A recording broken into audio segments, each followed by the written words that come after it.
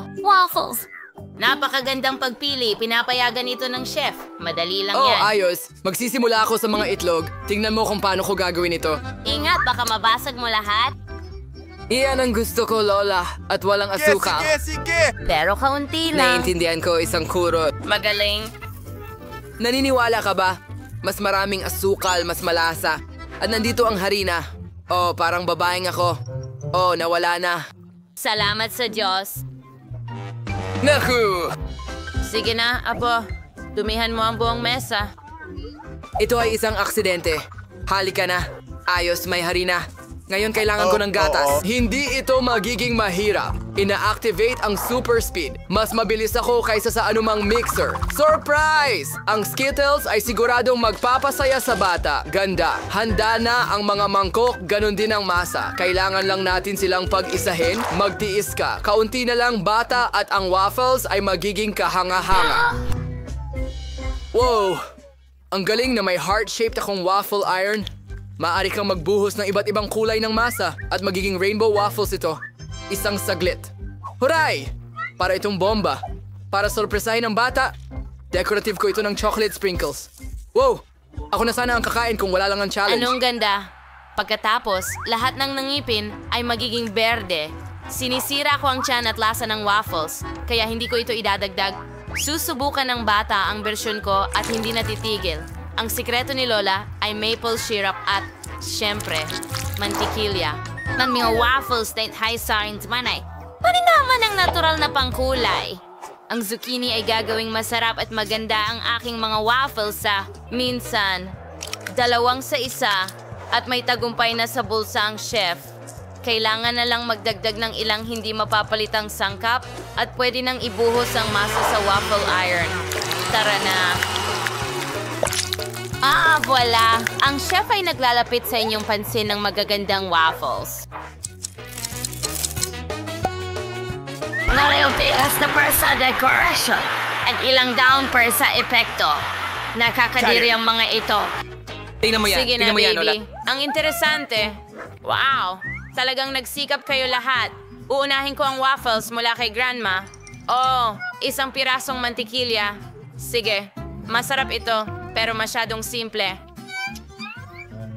Wow! Ang kakaibang dekorasyon. Anong ginagawa ng mga dahon dito? Aba, hindi pwede. Ang mga waffles mismo ay mukhang maganda. Subukan natin ito ngayon. Oh, anong gulo! Parang lasa ng panghugas na pamunas. Hindi ko yang gagawin. Wow! Anong cool na waffle. Hugis puso rin sila, ang cute. Salamat, kuya. Masarap at napakasarap. Busog na ako. At ikaw ang nanalo. Salamat! Hooray! Ano ang iginuhit mo ngayong pagkakataon na ito? Makikita mo ngayon. Magluto ka ng french fries para sa akin. Madali. Magagawa ito. Uy, Lola, nagsimula ka na pala. Hindi ako natulog. Oh, naiintindihan ko. Langis ba ito? Super. San ba ito laging ibinubuhos? Tama, sa kawali. Sige, kailangan ko pa. Oh, mas mabuti iyon. Ngayon kailangan ko ng pakete ng french fries. Well, para sa baby. Kahit ano, di ba? Oh, hindi. Teka, sobra ang mantika diyan. Saan nanggagaling ang mga talsik? Oh, mga tao, tumigil, tumigil, tumigil. Sino ang nagluluto ng ganyan? Pasensya na, Lola. Mas kaunti ang langis na dapat idagdag kaysa sa iniisip mo. Manood at matuto, mahal. Sapat na iyan. Ngayon, pwede mong buksan ang kalan at ilagay ang mga patatas ng paunti-unti. Kahit na, tama ka, mas mabilis ito sa paraang ito. Ang pinakamahalaga ay hindi tumalsik ang langis. Masarap at malutong na patatas ay handa na. Ilalagay mo ito sa isang mangkok at magdagdag ng masarap na ketchup. Ano sa tingin mo, chef? Bravo, Lola! Kahit na mahina ang disenyo, sa hamon, kailangan mo ng imahinasyon. Hahatiin ko ang mga patatas sa mga bahagi at kukuha ng pinakapayat na hiwa ng bacon, iprito ng kaunti at ibalot ang mga patatas doon. Voila! Mas maganda. Tama ka tungkol sa sarsa. Mas gaganda ang pagkain at magbibigay ng alindog ang perehil. Napakatalino. Wow! Perpekto! Hindi ko alam paano magluto ng patatas. Anong dapat kong gawin? Alam ko na. Mabibigla ang sanggol. Pagkatapos ng lahat, bibigyan ko siya ng paborito kong marmalades. Parang french fries talaga ang itsura nila. Bon appetit, kapatid na babae. Dahil lahat ay nagdadagdag ng mas maraming sarsa, gagawin ko rin at magbubuhos ako ng strawberry syrup bilang kapalit. Kain kayo. Hooray! Ang ganda ng hitsura ng french fries at ang bango. Tingnan natin kung ano ang inihanda ni Lola. Ang galing. Ang sarap. At anong klaseng obra maestra ito mula sa chef? Hindi ako kumakain ng parsley, pero ang sarsa ay napaka-appetizing. Masarap. Sulit subukan. Ay, hindi ko gusto ang bacon. Ew. Ano kaya ang ginawa ng kapatid ko? Wow! Marmalade ito. Gusto ko pa. Ang galing! Ibinibigay ko ulit ang panalo sa kapatid ko. Yay! Ang galing. Salamat, baby. Dalawa. Mas mabuti ito sa ganitong paraan. Salamat, Lola. At ngayon gusto ko ng mga rolyo. Naiintindihan kita. Nasa tamang lugar ka. Mga goodie. Anong klaseng rolls? Ang nori at isda ay hindi magkatugma. Kapag nasiyahan ng bata sa marmalades, ginagamit ko muli ang mga ito. Ang sarap talaga. Una, kailangan mong magbuhos ng cream at pagkatapos lagyan ng mga mata ng marmalade at syempre, magdagdag ng ilang marmalade bears. May astig ako. Ang galing. Wow. Ang natitira na lang ay ibuhos ito ng syrup. Panoorin kung paano magluto ang master. Masarap. Wow.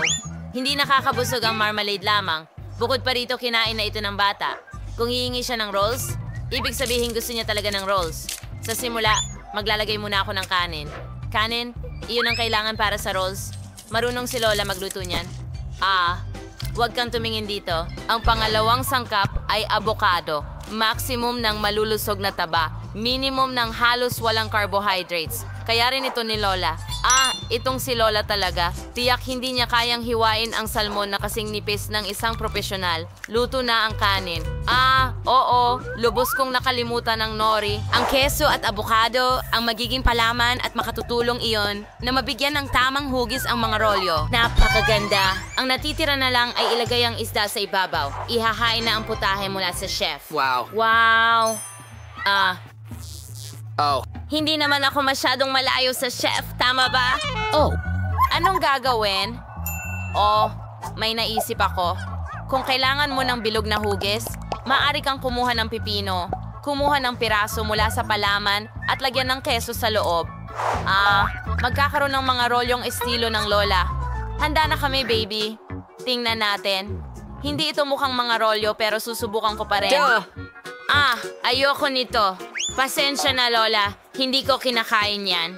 At ang mga roll mula sa chef ay mukhang eksakto kung paano ko ito iginuhit. Tingnan mo sila. Wow, ang sarap. Ang sarap. Ano ito? Maanghang na wasabi. Sagipin mo ako. Ang ganda. Masarap ito. Napakaganda, bro. Ikaw ang pinakamahusay.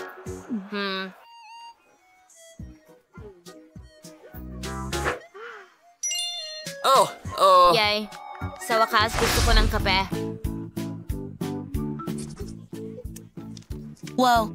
Gagawin ko ito Sige. sa loob ng 2 segundo. Sige. Okay, honey. Si Lola ay isang Sige, eksperto. kasunduan. Matagal ko nang hawak ang bag na ito. Panahon na para gamitin ito at magtimpla ng mabangong instant coffee. Kailangan mo lang buhusan ng kumukulong tubig at magdagdag ng gatas. Tingnan natin. Perpento. Maganda. Uy! Napakapait at mainit nito. Sigurado akong gusto ni baby ng malamig at matamis.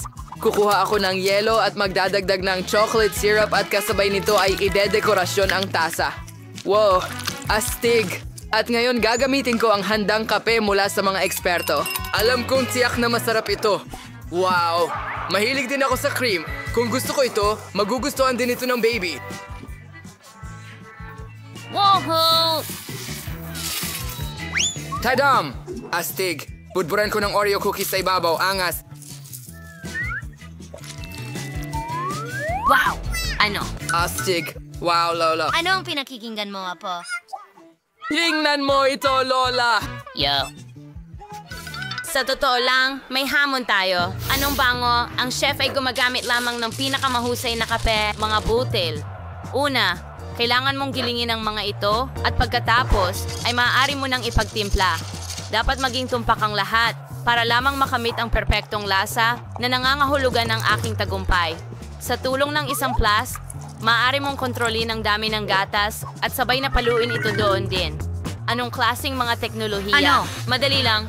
Lola, maaari mo rin gamitin ang mga gadget para makamit ang resultang ito. Isa pang lihim, ang cotton candy ay gagawing kamangha-mangha ang anumang kape. Ano sa tingin mo? Wow, baby, subukan mo. Ah, cool. Simulan natin sa baso ni Lola. Ah, nakakasuka. Hindi ko ito mainom. Paano nangyari iyon? Wow, cotton candy. Ang astig. Napaka-cool nito. Kamusta ang bigote ko? At nakalimutan ko na ang tungkol sa kape. Dapat mo rin itong subukan. Pero hindi syempre wala ang cotton candy. Gusto ko talaga ito. Astig.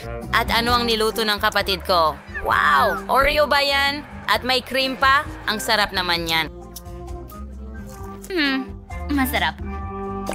Ang malamig na kape ay astig.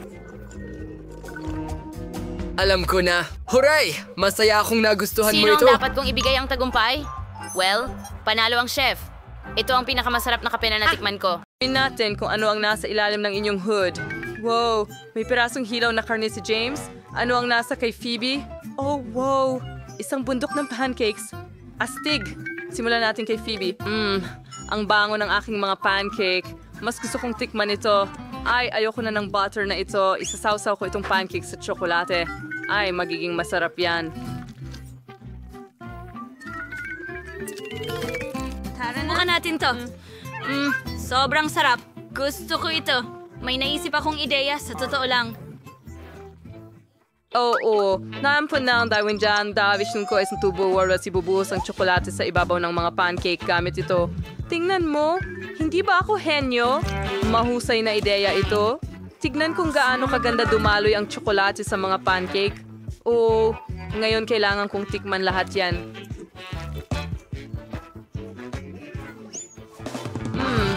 Jane, huwag ka nang mangarap. Hindi ko ito ibabahagi. Tikman natin. Ang sarap. Gustong gusto ko ito. Jane, ikaw naman ngayon. Wala akong swerte. Nakakuha ako ng piraso ng hilaw na karne. Ang walang lasa. Kailangan ko itong subukan kasama ang tsokolate. Mukha itong nakakatakot. Hindi kakain ng hilaw na karne. Masarap lang ito kapag luto pero hilaw sa tsokolate. Subukan natin. Nakakasuya yan. Baby, subukan natin. Hindi, salamat Jane. Ikaw na lang ang tumapos niyan. Ew, ang hilaw na karne ay nakakasuka. Ang tsokolate ay hindi talaga babagay dito. Susubukan ko pa rin kainin ito ng buo. Ang mga hayop sa kagubatan ay kumakain ng hilaw na karne. Kakilakilabot. Nakakatakot ito. Ngayon, buksan muna natin ang cloche ni Jane. Alay kayo. Ooh! Meron si Jane na mga skewer na may marshmallow at mata na marmalade sa paaralan. Ano naman kay Phoebe? Si Phoebe ay merong kakilakilabot na broccoli. Ikinalulungkot namin para kay Phoebe. Pero simulan natin kay Jane. Ako'y magiging masaya. Meron akong masarap na mga skewer ng marshmallow. Masarap. At yung mga marmalade na iyon ay napakasarap. Meron pa silang jelly na palaman sa loob. Tingnan mo. Ang sarap. Ngayon, cruise silang lahat sa tsokolate. Ito ay baging sobrang sarap. Hindi ko naisip na magiging ganito kasarap. Tingnan mo yan.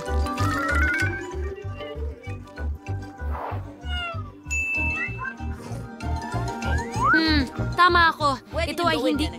Hindi ko panipaniwala. Astig. Gustong gusto ko ito. At halos tapos na. Heto na. Baby, pasensya na. Kakainin ko ang lahat at tiyak na hindi ako maghahati. Ang sarap-sarap. Ayoko talagang subukan ang mga broccoli na ito. Mukhang hindi masarap at hindi ko gusto ito kahit kaunti. Baka mas masarap ito kapag may tsokolate. Ang Sige. lalaki ay gumawa ng malakas, malahalimaw na lunok.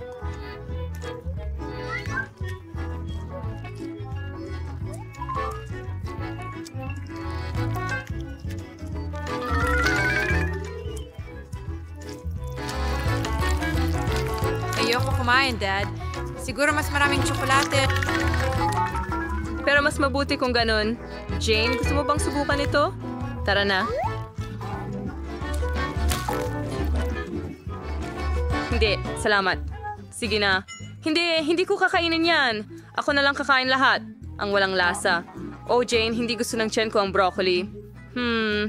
Nagsisimula ng sumakit. Sige, kaya kong kainin ito. Kaya kong ubusin hanggang dulo. Naku, pasensya na, Dane. Baka ikaw ay may amoy. Ang panghimo ngayon.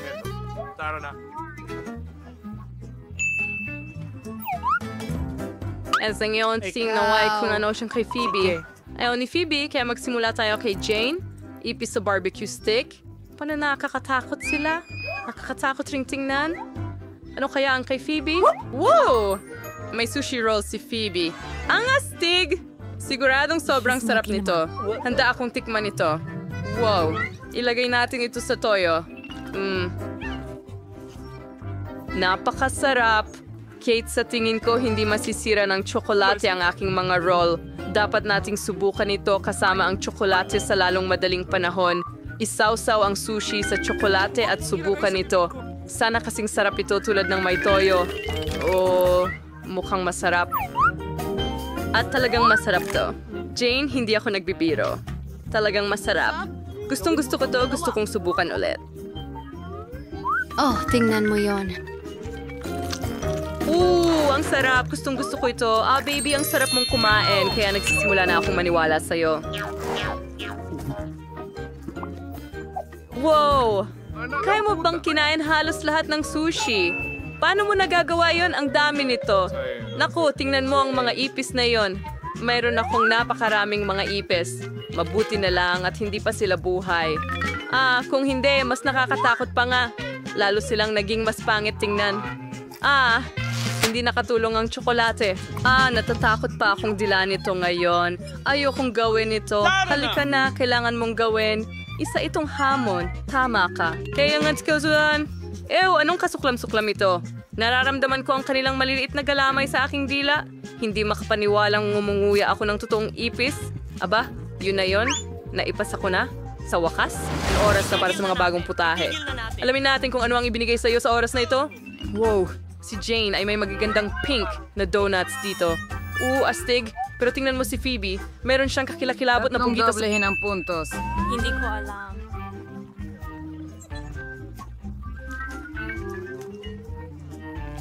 Tingnan mo yan. Isawsaw sa tsokolate at mas masarap pa. Ako'y natutuwa. Napakabuti. Phoebe, siguradong naiinggit ka sa akin dahil masarap ang tsokolate donuts. Gusto ko rin sila, pero gusto kong kainin lahat mag-isa dahil sila'y sobrang sarap. Ngayon magkakaroon ako ng 2 donuts sabay. Kailangan kong subukan ng lahat. Kakainin ko silang lahat ng sabay-sabay. Magaling! Mayroon pa akong 3 at kakainin ko sila na parang sandwich. Tingnan mo yon.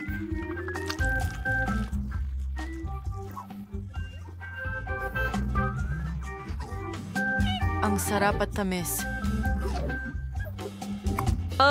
Hindi ako makapaghintay na tapusin ito lahat. Sige na, Phoebe.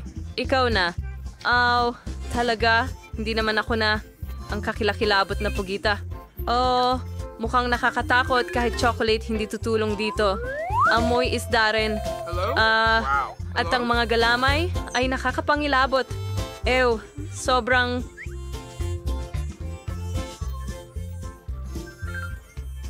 Ikaw!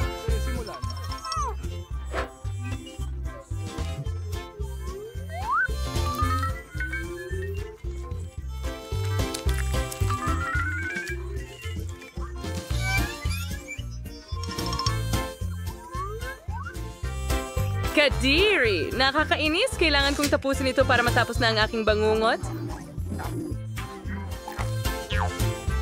Ay nako. Malapit na akong matapos. Hindi kita kinainggitan, Phoebe. Nagawa natin ito. Nagawa ko ito. Tigil, Phoebe. Ako ang mauuna. May masarap na bag ng Cheetos si Jane. Astig. Ngayon, mayroong... mga kabuti si Phoebe. Mali-mala siya. Dapat mas mula tayo kay Jane ngayon. Oo. Mahilig ako sa Cheetos. Napaka-appetizing nito. Siguradong hindi ko matatanggihan ang isang napakasarap na pagtrato. Subukan natin agad. Wow, tingnan mo yan. Subukan natin.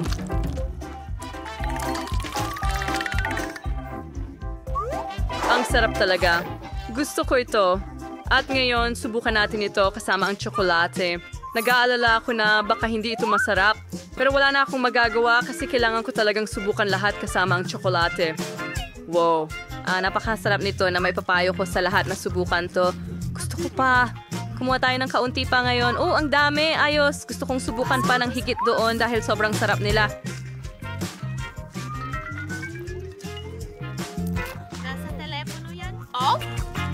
Ang kombinasyon ng asin at tamis ay talagang kahanga-hanga. Hoy, Jane. Kailangan ko ng kaunti, pakiusap, tumigil. Hindi ka huwag mong subukan. Meron kang hilaw na kabuti, kaya kainin mo ito. Nakakainis. Sobrang sama ng lasa ng hilaw na mushrooms. Ayoko talaga ng mushrooms. Baka mas masarap kung may chocolate. Kailangan ko itong subukan. Isawsaw natin lahat sa chocolate fountain at makita natin mismo. Mukha silang cute, pero duda akong masarap sila. Ang sama niyan. Sige lang. Okay. Sige na. Jane, wag mong subukan ang kabuti na may tsokolate. Kasuklam-suklam ang lasa. Bakit si Jean may masarap na Cheetos at ako merong hindi masarap na kabuti at tsokolate? Meron ka na palang mga bagong pagkain sa ilalim ng takip. Kailangan nating alamin kung sino ang mauna. At si Jane yon. Tingnan natin kung anong meron siya. Sorbetes ito. Talaga namang maswerte ako. Sorbetes na may tsokolate. May mas masarap pa ba? Ang sarap-sarap at mukhang masarap. Wow, sobrang sarap. Gusto ko pa. out like in sorts the my chocolate. Napakasarap na sorbetes. Nagtataka ako kung ano ang maibibigay niya. Kung ba ice cream lang ako, magiging masaya kami ni Jane. Hindi ko na kayang panoorin si Jane na kumakain ng napakasarap. Tingnan natin kung ano ang meron ako. Kinchay? Ay, naku! Hindi pa nga ito maginhawang isaw-saw sa chocolate fountain. Suriin natin Sige. ang lasa. Ay mukhang nakakadiri. At masama rin ang lasa. Mas tolerable na itong kainin sa pangalawang kagat. Okay, kaya ko na at kakainin ko na lahat. Itong malaking celery.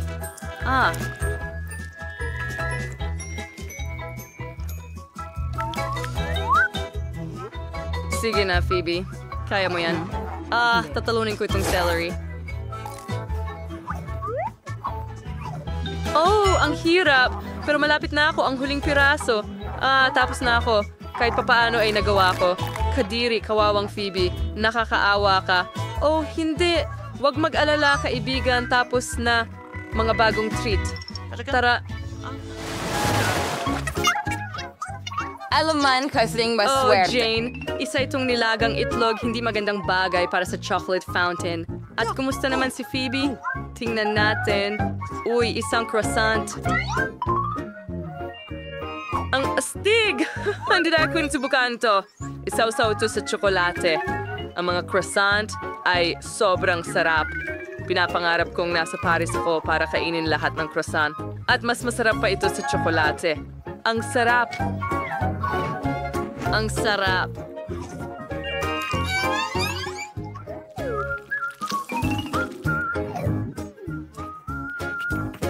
Haha!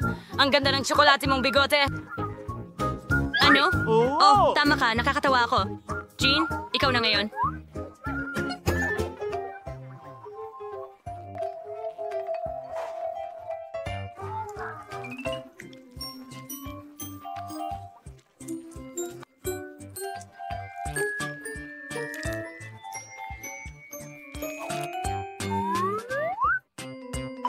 Kadiri, nakakasuya yan. Ayoko niyan.